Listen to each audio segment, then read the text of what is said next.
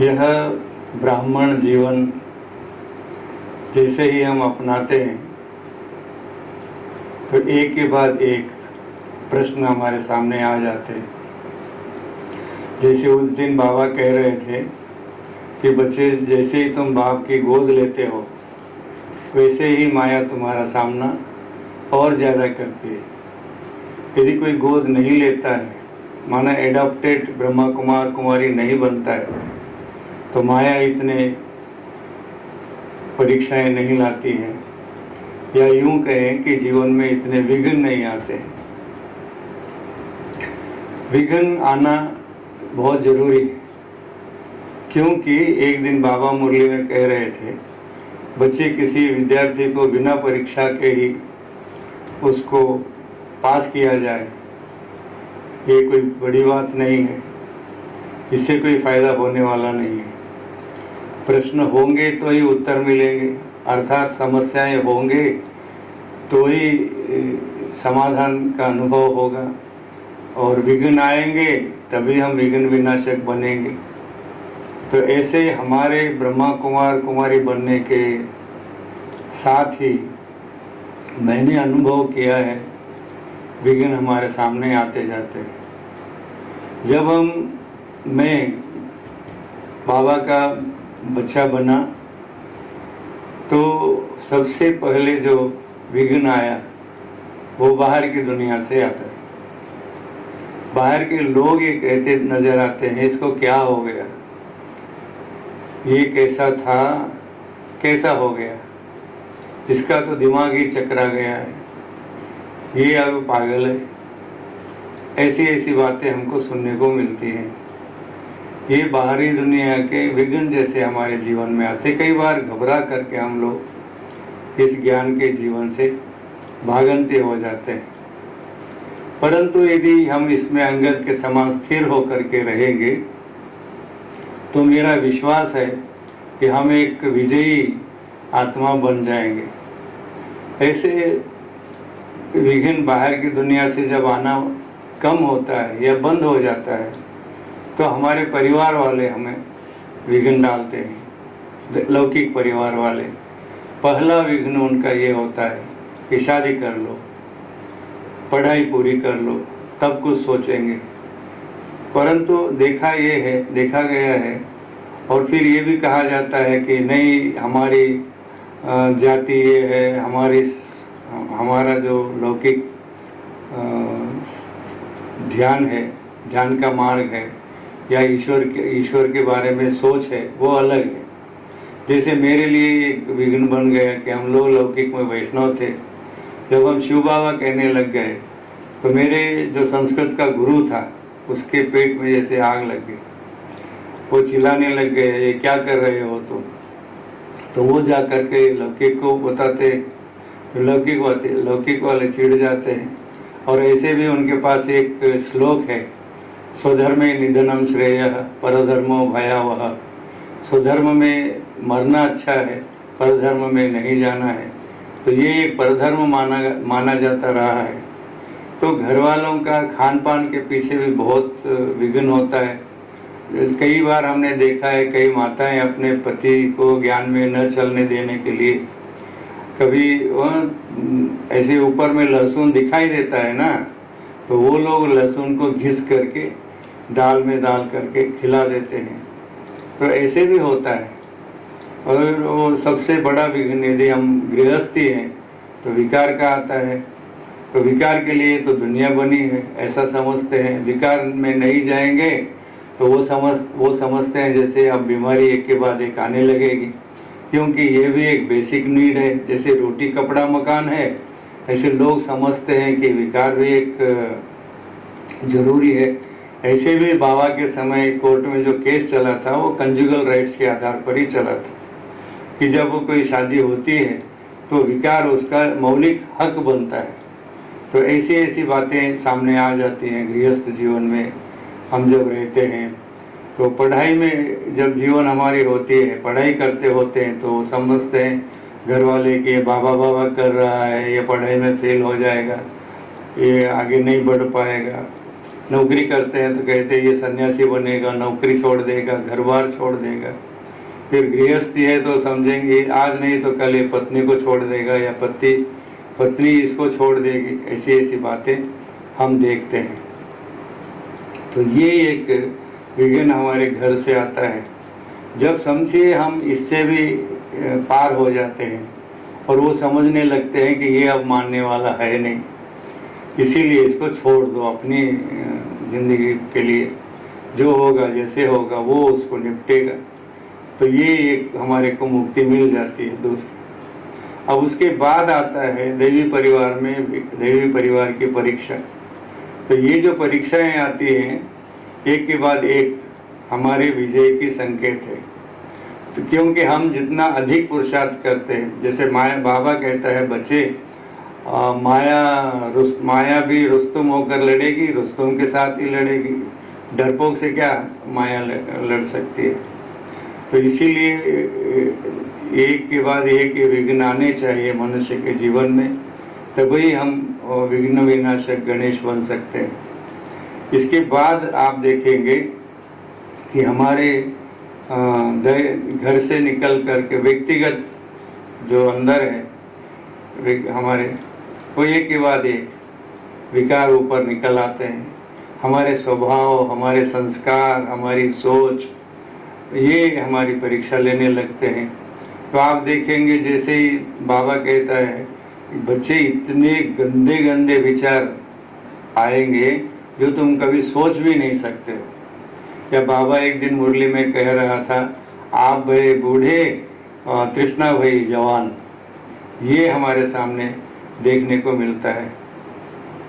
परंतु जैसे जैसे हमारी आत्मिक स्थिति बढ़ती है, जितना हम योग में रहते हैं, जितना हम बाबा की याद करते हैं, जैसे आज भी बाबा कह रहा था शिव बाबा की याद करना ही तुम्हारे लिए काफ़ी नहीं है, और परंतु तुम सुदर्शन चक्र भी घुमाते रहना चाहिए।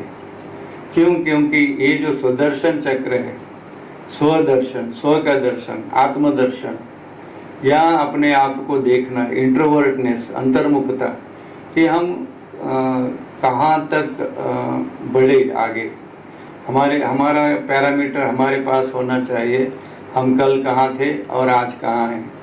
तो भाई बहनों, आप सब अनुभवी हैं और एक अच्छे स्थान पर हैं, तो आप समझ सकते हैं कि ये जो संस्कार हैं, जिसे बाबा कह रहा है तो संस्कार बदलो तो संसार बदलेगा। और ये है मूल बात, मनुष्य की सोच वो उसके संस्कार के ऊपर आधारित है, और संस्कार बनते हैं सोच के आधार पर, ये इंटरडिपेंडेंट है। जैसे हम पहले चित्र में दिखाते हैं आत्मा के कि आत्मा में ज्योति स्वरूप हूँ, और ये आत्मा में तीन शक्तियाँ हैं, मन और बुद्धि और संस्कार। ये मन है आत्मा की सोच। अब हमारी सोच आज तक दैहिक है, आत्मिक नहीं है। आज तक जो भी कुछ हम सोचते हैं वो देह के संबंध, देह के वैभव के प्रति सोचते हैं। ये जो सोच है इसको कोई भी बदलने का पुरुषार्थ नहीं किया। वो तो यही कहने लगा कि सिर्फ मनुष्य का जीवन रोटी कपड़ा मकान पाने का है।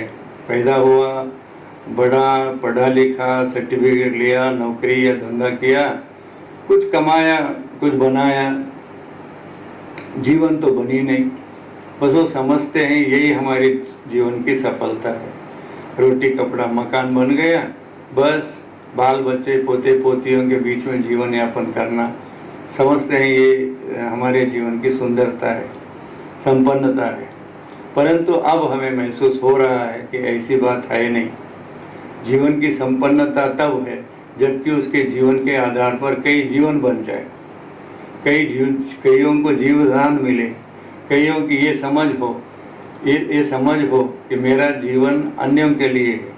जैसे वो कहते हैं ना कि नदियाँ न पिए कभी अपना जल, वृक्ष न खाए कभी अपने फल, अपना ये तन ये मन ये धन सारा परोपकार के लिए है, और परोपकारी ही हमेशा सफलता को पाता है।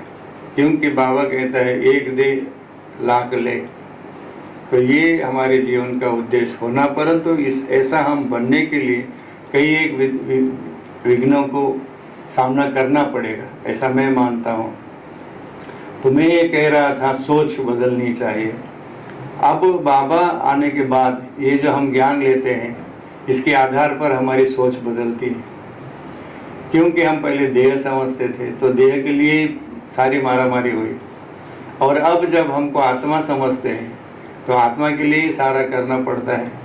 जैसे बाबा आज कह रहा था कि बाबा ज्ञान प्रेम आनंद का सागर है, तो अब हम बच्चों को भी ज्ञान प्रेम आनंद स्वरूप बनना है।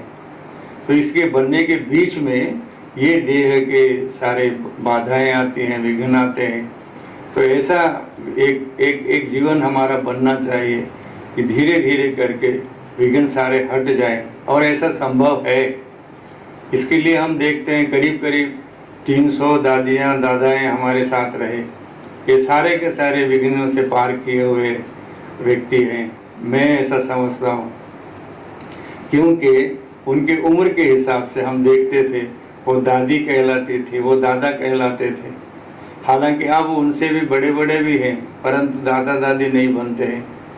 तो ऐसा क्यों? क्योंकि उन्होंने विघ्न को खेल समझा, एक मनोरंजन का साधन समझा, एक उन्नति का साधन समझा, जीवन के विजय का सोपान समझा, तो वो पार हो गए। और फिर एक बात ये भी थी कि बाबा के साथ का उनको सबसे बड़ा उपहार था। अब बाबा अव्यक्त हुए, अव्यक्त बाबा का भी पार्ट पूरा हुआ। अब जो भी है दीदियों का चल रहा है, ये भी पार्ट पूरा हो जाएगा। ऐसे नहीं मैं कह रहा कि ये जो लोग कहते हैं विनाश कब होगा, विनाश होगा, नहीं, वो जब होना है तब होगा, परंतु उसके पहले ही हमारी तैयारी चाहिए। तो इसीलिए सोच हमारी आत्मिक हो, आत्मा के प्रति हो, आत्मा की जो ओरिजिनल क्वालिटीज़ हैं वो ओरिजिनल क्वालिटीज़ धीरे धीरे धीरे धीरे एक्सप्लोर होनी चाहिए, माना एमर्ज होनी चाहिए। और जितना वो बाहर आएगी उतना उसका प्रभाव हमारे चेहरे और हमारे चलन में दिखाई देगा, और जैसे जैसे दिखाई देगा लोगों को भी लगेगा कि ये व्यक्ति साधारण नहीं है। ऐसे भी बाबा कहता है तुम साधारण नहीं हो, असाधारण हो, क्योंकि तुम्हारा जो सवेरे अमृत वेले उठने का कार्य है ये असाधारण है। इस कलियुगी दुनिया में सवेरे अमृत वेले 3:30 बजे उठना ये कोई सामान्य बात नहीं है। मैंने पढ़ा है कि हमारे ऋषि मुनि ब्राह्मी मुहूर्त में 3 लोक का सैर करते थे। अब वो 3 लोक तो जो उन्होंने बताए हैं वो तो है नहीं, स्वर्ग भू पाताल। अब हमें बाबा ने बताए ये स्थूल लोक है, सूक्ष्म लोक है, मूल लोक है। तो हम यहाँ तीनों की सैर करते हैं सवेरे सवेरे। आप देखेंगे ये निश्चित ही अमृत को टपकाने वाली वेला है, हमारे जीवन में अमरत्व को प्राप्त कराने वाली वेला है। जितना भी हमारे अंदर सकारात्मकता भरना हम चाहते हैं उतनी सकारात्मकता भरने की वेला है सवेरे का। तो ऐसी वेला को हम सफल करते हैं। सवेरे से 4 से लेकर के 8 के बीच में हमारा जो दैनिक कार्यक्रम है वो ईश्वरीय है, आध्यात्मिक है, आत्मिक है। इसको जितना सफल करेंगे दिल व जान से उतना हमारे जीवन में खुशी, आनंद, प्रेम, शांति, पवित्रता आती जाएगी। तो ये है, तो सोच बदली ना। लोग सवेरे को वेस्ट कर देते थे, हम उसको बेस्ट कर रहे हैं। और दूसरी बात, हमारे खान पान में परिवर्तन आ गया है। दुनिया आज देखिए महामारी के कारण से कितने बच गए लोग खान पान से। उनका पिज्जा, बर्गर और भी जो भी था बाहर में खाने का वो प्रोग्राम सब बंद हो गया।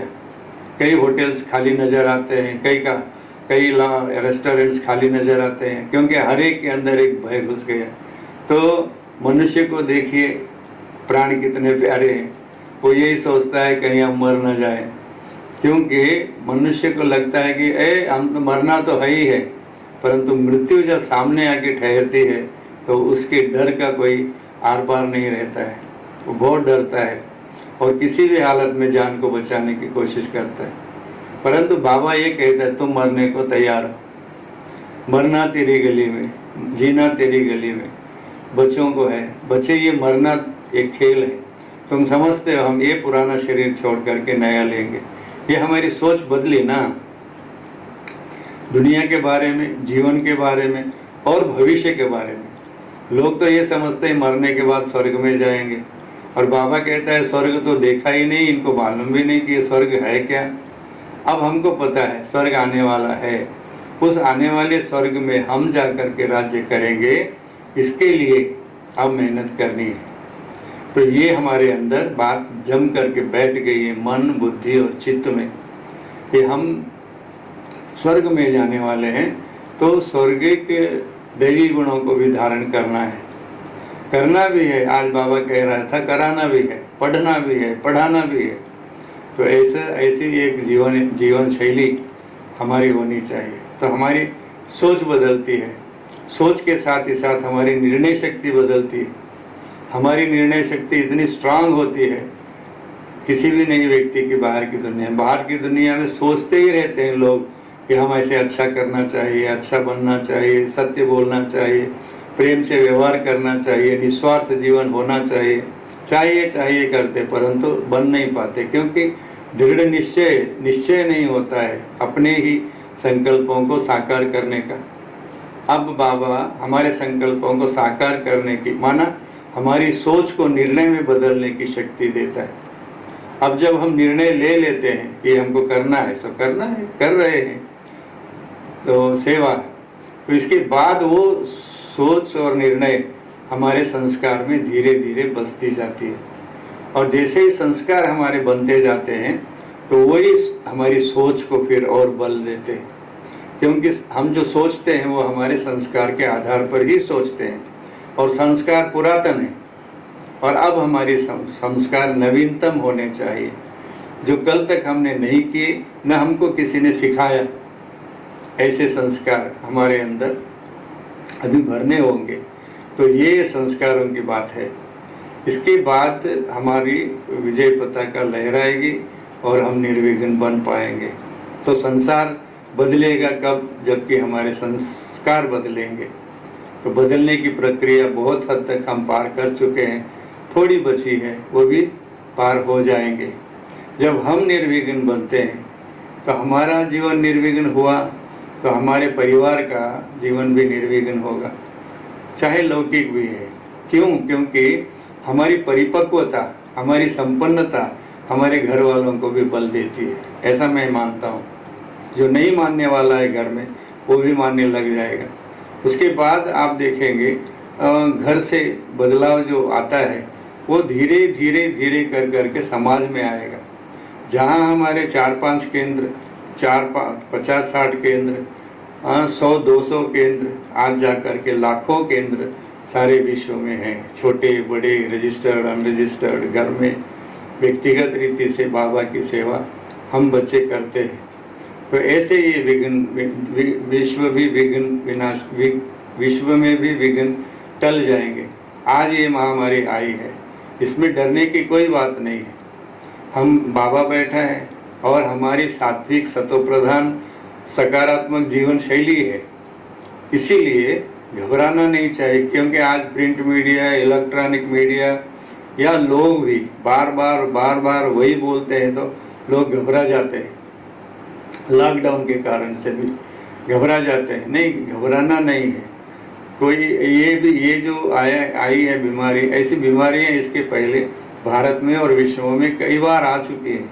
कई बार लाखों करोड़ों लोग मर चुके हैं, और मरते भी हैं तो जाएंगे कहाँ? पुनः यही जन्म लेंगे। शांति धाम के दरवाजे तो बंद है ना। तो इस रीति से ये कहा जाता है कि ये समय भी बदल जाएगा। ऐसी धारणा हमारी होनी चाहिए, मैं ऐसा मानता हूँ। तो ऐसे हम सब विघ्न विनाशक होंगे, विघ्नों का विनाश करेंगे, न केवल अपने बल्कि अपने संगी साथियों की, अपने केंद्र की, अपने देश की, अपने विश्व की। तभी ये विश्व राम राज्य बन पाएगा। तो ये आप सबका बहुत बहुत स्वागत है। ओम शांति।